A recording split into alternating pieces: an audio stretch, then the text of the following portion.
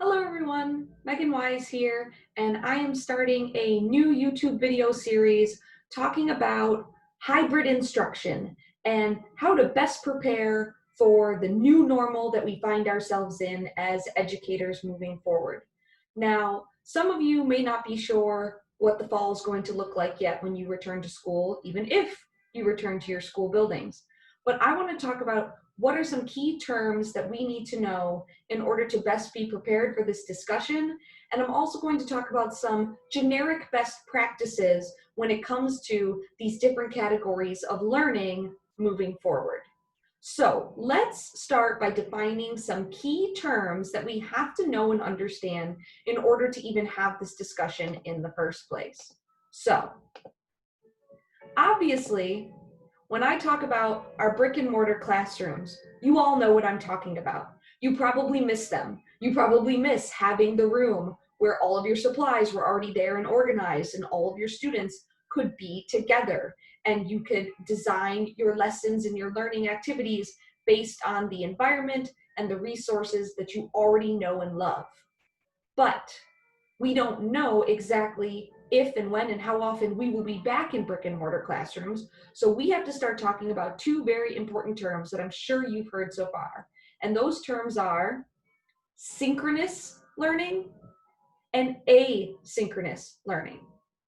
So when I talk about synchronous remote instruction, I'm talking about getting all your students together live on a video streaming platform, whether it be Zoom or Google Meet or whatever it is you're using, and having them all together, getting the instruction live from you at the same time.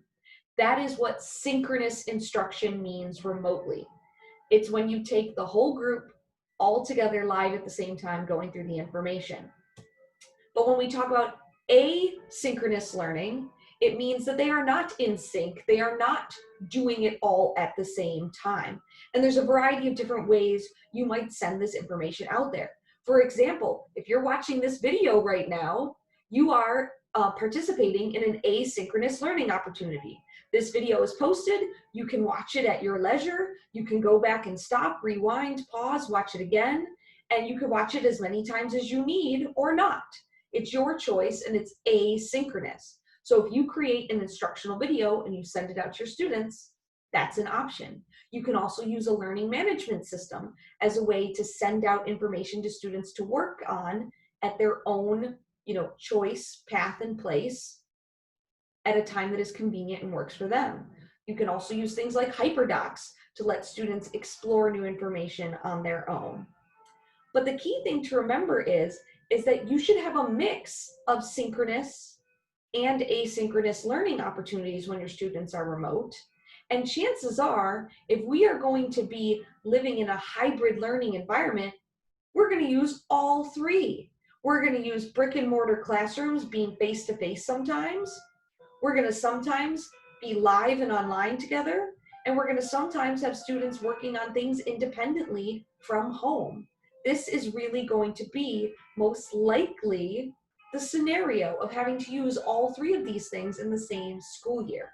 So moving forward in this video series, I want to talk about all the things we did in our brick and mortar classrooms and how do we take those activities and spread them out across brick and mortar classrooms, synchronous remote learning, and asynchronous learning opportunities. Which things make the most sense in each of these learning modalities? So that's what we're going to dive into in this video series.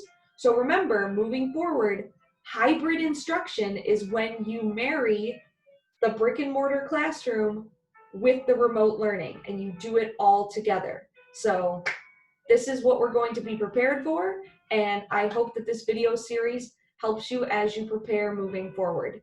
Thanks.